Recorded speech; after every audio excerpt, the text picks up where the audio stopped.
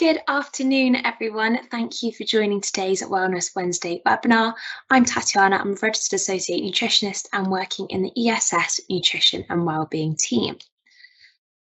So this month it is World Diabetes Day. And in light of this is what we're going to be talking about today. So in the UK, the number of people diagnosed with diabetes is rapidly increasing. And if nothing changes by 2025, then there could be more than 5 million people who have diabetes in the UK. So today we're going to talk about what actually is diabetes, the different types that there are, the symptoms to look out for, and how we can prevent or treat diabetes. So to start things off, what actually is diabetes? Well, the amount of sugar in our blood is controlled by a hormone called insulin. Now, insulin is produced by our pancreas, and that's an organ in our body.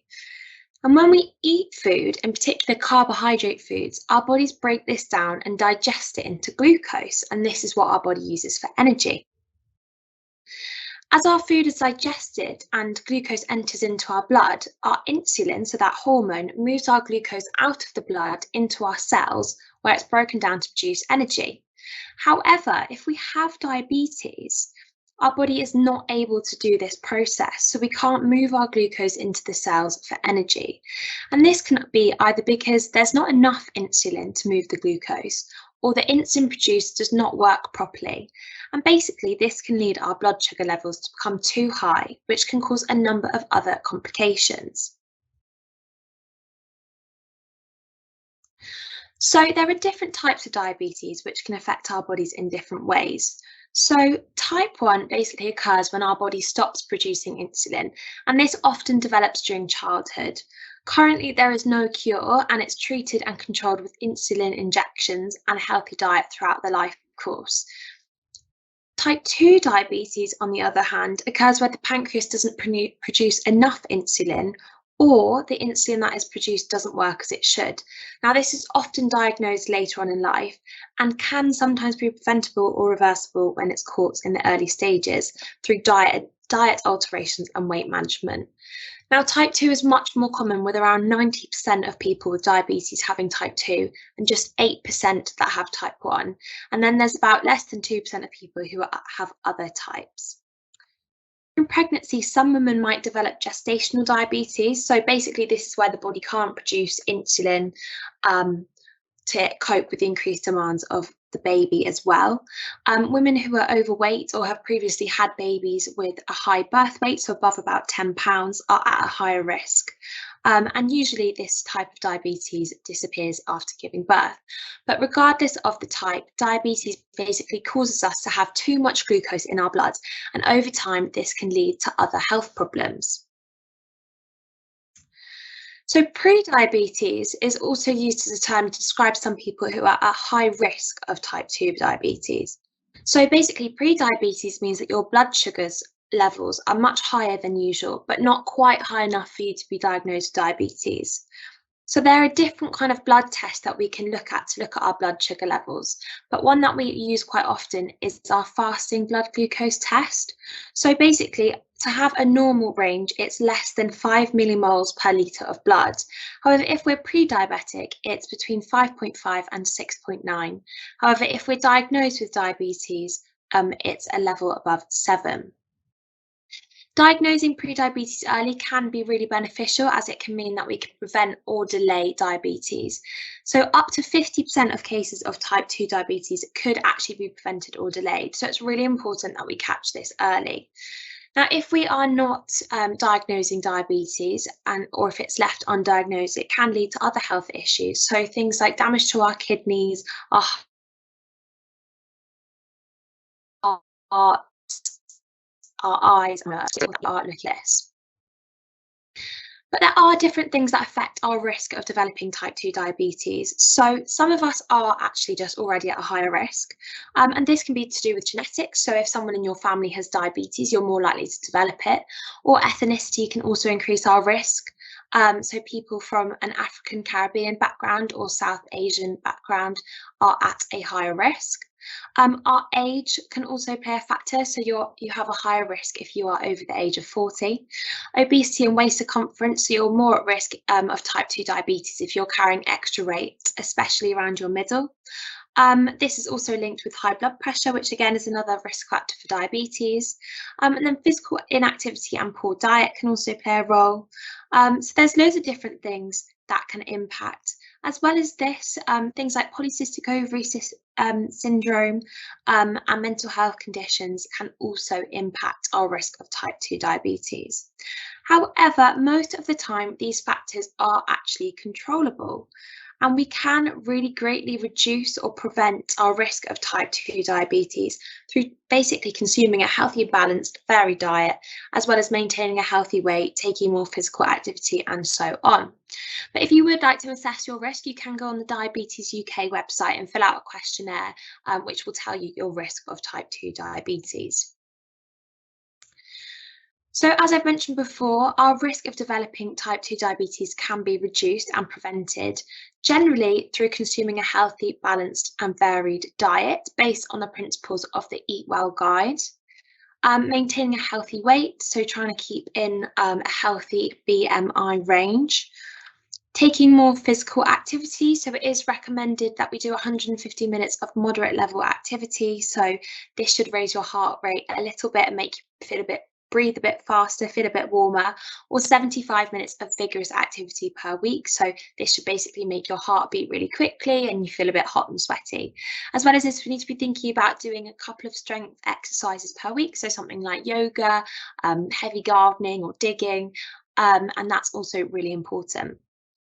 Physical activity also has other health benefits, so it helps us maintain a healthy weight, reduces our stress, improves our sleep, and so on. Stopping smoking is really important to reduce your risk of type 2 diabetes. Sticking to alcohol guidelines, so drinking no more than 14 units per week, so that's about 6 medium glasses of wine or 6 pints of beer. And then getting enough sleep and managing stress are also really important. So what actually are the symptoms of diabetes? Well, type 1 diabetes can develop really quickly over weeks or just days. However, many people with type 2 diabetes can actually have it long before they realise. And this is just because the symptoms tend to be quite general. So some of the symptoms could include feeling really thirsty, particularly at night time, needing the toilet more frequently than usual, again, particularly at night time, feeling really tired and lethargic, having unexplained weight loss or loss of muscle bulk, taking a really long time to heal our cuts or wounds, or having blurred vision. So all of these symptoms are quite general and are quite similar to other illnesses. So often people don't realise that they have diabetes. So how is it diagnosed? Well, often it's diagnosed when being tested for something else, so often through a blood or urine test. So if you do think you have any of those symptoms, you should see a GP straight away and they can check your levels. Currently, there is no cure for diabetes. However, we can manage and live with it. So generally, type 1 diabetes is treated with insulin injections following meals, whereas type 2 is easier to manage through diet and lifestyle changes, so things like being active and eating well. So some people with type 2 diabetes can actually go into remission. So this basically means that your blood sugar levels kind of go back to a healthy level without needing to take any diabetes medication. However, type 2 diabetes is a progressive condition, so it can get worse, and in this case, tablets or insulin might be needed to control our blood sugar level. But yes, as I've said before, a healthy lifestyle and diet and keeping active can help us manage this too. So we've spoken a bit about our blood sugar level, but this is something that's really important to think about when we're talking about diabetes. So all the foods that we eat can affect our blood sugar level. However, in particular, carbohydrates are broken down into glucose, which our body uses for energy. Now, there are different types of carbohydrates. So we can have our starchy carbohydrates. So this includes things like bread, rice, pasta, breakfast cereals, potatoes, that kind of thing. And then we've got our sugary carbohydrates. So these are things like our biscuits, our confectionery, jams, sugary drinks. And then we have things like our fruit and milk, which also contain natural sugars. So things like dried fruit and fruit juices may contain these natural sugars in higher concentrations than the natural sugars that occur in milk. But basically, all types of carbohydrates can increase our blood glucose level. So some people kind of find it useful to spread their carbohydrate intake throughout the day to help them keep their blood glucose levels stable, whereas other people find it helpful to reduce the quantity of carbohydrate in their overall diet to control their blood glucose levels. But how much your blood glucose levels goes up and down will basically depend on a few things. So the amount of carbohydrate that you are eating, how active you are, how much insulin your body produces or how your body uses it, or if you're on medication. So that can also play a role. But when we eat foods, it does cause our blood sugar level to rise. So when insulin is working properly, after eating, our blood sugar levels should return back to normal. Now, different foods have a different effect on our blood sugar levels.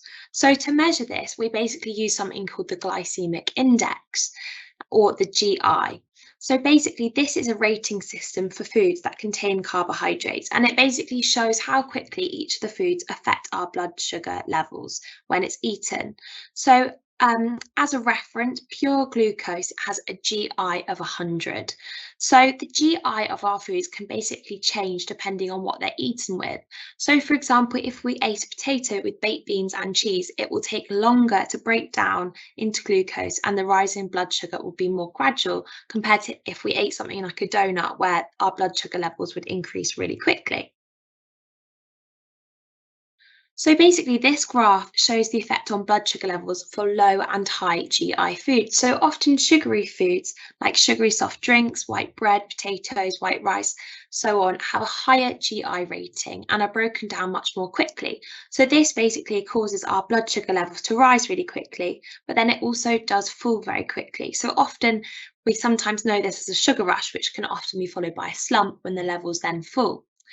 And then foods with our low glycemic index are broken down a lot more slowly and cause a really gradual rise in our blood sugar levels over time. So this could be things like our pulses, so our beans and chickpeas, our lentils, whole grains, so things like brown bread, oats, brown rice, as well as some fruit and vegetables.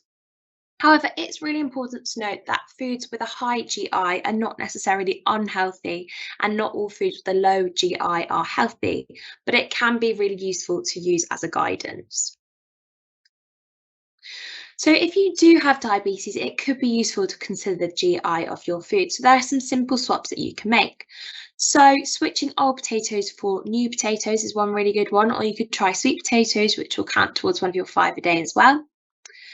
We can switch our short grain white rice for basmati, brown or wild rice, or you could try some other grains like quinoa, bulgur wheat. Instead of white and wholemeal bread, we could choose granary or rye bread.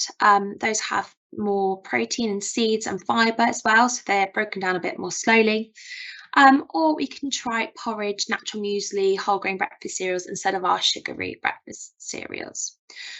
Um, so it's really important to remember that if we just focus on the GI of our foods without looking at other aspects, our diet could become really unbalanced. So we do just need to consider our overall food consumption and not just focus on the GI of our foods. But as well as the foods that we eat, that also which can affect our blood sugar levels and diabetes and how we manage the condition. So physical activity can actually be a really good way to help us manage both type 1 and type 2 diabetes. So moving more can increase our insulin sensitivity. So this again helps us to manage our diabetes. It can decrease our blood pressure. So a high blood pressure basically means we're at more risk of diabetes complications. It can help improve our cholesterol levels. So basically this will help us protect against heart disease and stroke. It can help us with weight management. So being active will use a bit more energy, which can help you lose weight or help you keep the weight off after you've lost it. It can also help us sleep better. So doing physical activity makes us tired at the end of the day, which will help us sleep. It can help our joints and flexibility. It also has beneficial effects on our mental health as well. So basically, physical activity releases endorphins, reduces stress levels, and improves low mood. So that can be really beneficial. As well as this, it can help people with type 2 diabetes to improve their blood glucose levels and sometimes go into remission. So it is really important that we are being physically active. As I've mentioned before, that's 150 minutes of moderate intensity exercise or 75 minutes of high intensity exercise. Now, it's important to remember that this does not necessarily mean going to the gym or doing specific exercises. We can boost our physical activity level throughout the day and increase our movement. So think about taking the stairs where you can, carrying your heavy shopping bags, or taking a walk at lunchtime. As well as this, stress can actually have an implication on diabetes.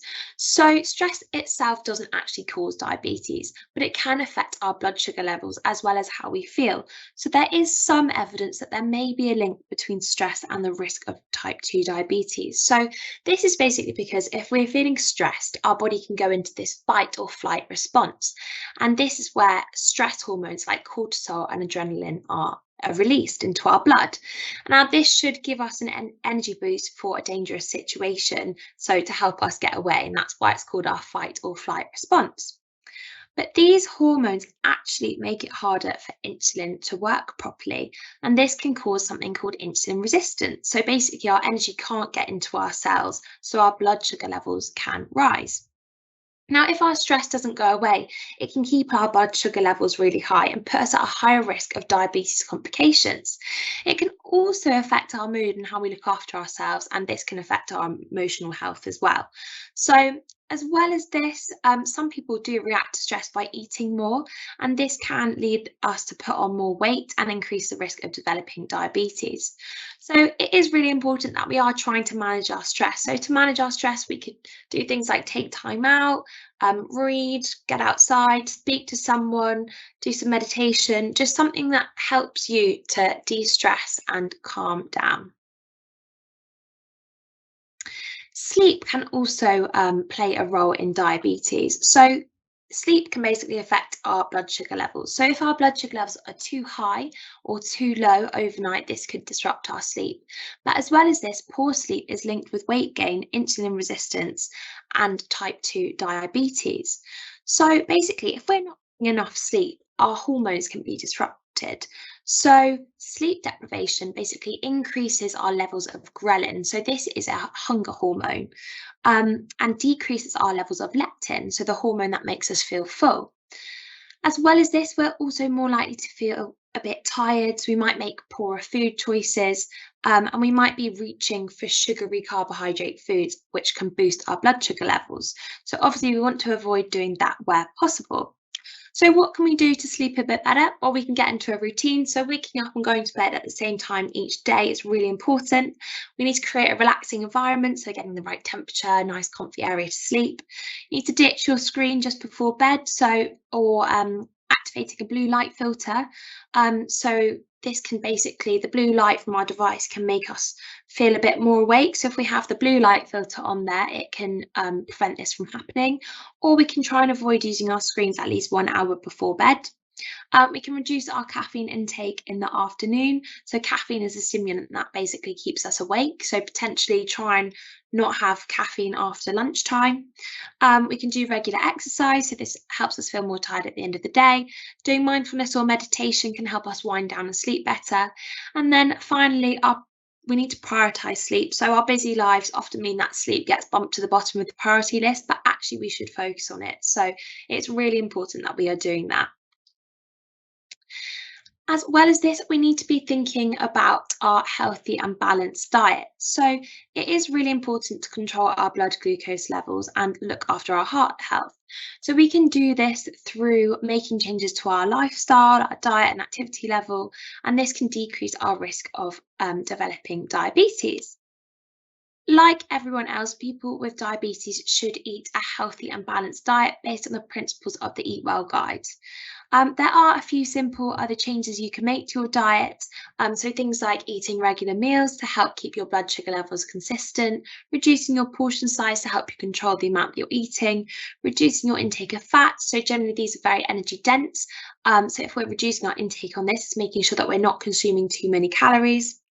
We need to be basing our meals on our starchy carbohydrate foods, particularly the slow release energy whole grain versions, which help to keep us full. We need to be aiming for our 5 portions of fruit and vegetables per day, remembering to try and include a range of different colours and types. And then we need to be limiting our foods that are high in fat, saturated fat, sugar, and salt. And then, as I've mentioned before, we need to be making sure that we're sleeping well and being physically active. So again, with diabetes, there are often a conception that we should be avoiding some foods. However, there are not actually any foods that people with diabetes should actually avoid. So normal and unhealthy foods should be consumed as part of a healthy and balanced diet. But just remember to think about those portion sizes and how often we're having these foods. Often people believe that they need to purchase special foods or specific diabetes foods. However, these can be expensive and not necessary. Again, there can be some confusion around artificial sweeteners. These can be really useful if we're looking to reduce our sugar and energy intake and manage our blood sugar levels. However, as I mentioned before, there's confusion. A lot of people don't think that they're safe. However, all sweeteners that are used in the EU undergo a lot of safety assessment and testing by the European Food Safety Authority before they can be used in our foods and drinks. So they are perfectly safe to use and can be really useful if we're trying to reduce our sugar and energy intake. So finally, just in summary, to help manage, prevent and prevent diabetes, we need to be consuming our healthy and balanced diet. We need to try and maintain a healthy weight, get enough sleep, and reduce our stress. Now, if you are worried about anything, it is really important that you reach out to your GP and speak to them, and they can help reassure you or run some tests to make a plan of where to go forward. So just before we finish, just a quick reminder that we do have our wellness newsletter. So drop us an email, ess.wellness@compass-group.co.uk if you'd like a copy of that sent to your mail inbox each month.